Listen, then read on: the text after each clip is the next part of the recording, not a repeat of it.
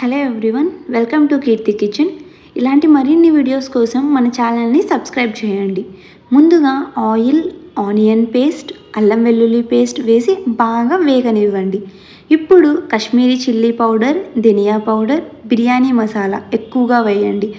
అలాగే కర్డ్ వేసి బాగా ఆయిల్ తేలనివ్వండి. డబల్ మసాలాతో సూపర్ టేస్టీగా ఉంటుంది. ఒక్కసారి ట్రై చేసి చూడండి. చికెన్ కర్రీస్ కానీ వెజ్ కర్రీస్కి కానీ చాలా బాగా టేస్టీగా అనిపిస్తుంది. కర్డ్ వేసాక స్టవ్ అనేది ఎప్పుడైనా లో ఫ్లేమ్లోనే ఉండాలండి. మనకి ఈ కర్డ్ అంతా బాగా మసాలాలోకి కలిసిపోయి ఆయిల్ తేలాక ఫ్రైడ్ ఆనియన్స్, పుదీనా వేసి కొద్దిసేపు బాగా ఫ్రై చేసి ఆయిల్ తేలాక పక్కన పెట్టేయండి. ఇప్పుడు రైస్లోకి బిర్యానీ స్పైసెస్, అల్లం వెల్లుల్లి పేస్ట్ వేసి అలాగే రాళ్ళుప్పు వేసి కొద్దిగా ఆయిల్ కూడా వేయండి.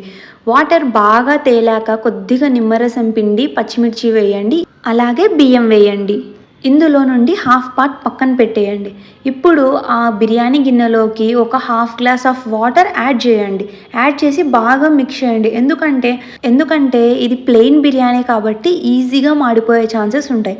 అందుకే ఒక half glass of water add చేస్తే మనకి మంచిగా మాడిపోకుండా ఉంటుంది.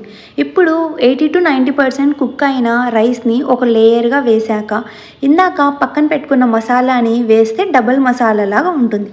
సెకండ్ లేయర్ రైస్ కూడా వేశాక హాఫ్ గ్లాస్ ఆఫ్ వాటర్ వేయండి. అలాగే మిల్క్లో ఫుడ్ కలర్ని కలిపి ఇందులోకి వేయండి, ఎల్లో ఫుడ్ కలర్ని. కొద్దిగా షాజీరా కూడా వేయండి. ఇప్పుడు ఒక రొట్టె పెనం మీద ఈ బిర్యానీ గిన్నెను పెట్టి పైన ఏదన్నా బరువుగా పెట్టండి, దమ్ పొక్కకుండా. ఈజీగా ఒక 15-20 మినిట్స్ టైం పడుతుందండి దమ్ అవ్వడానికి.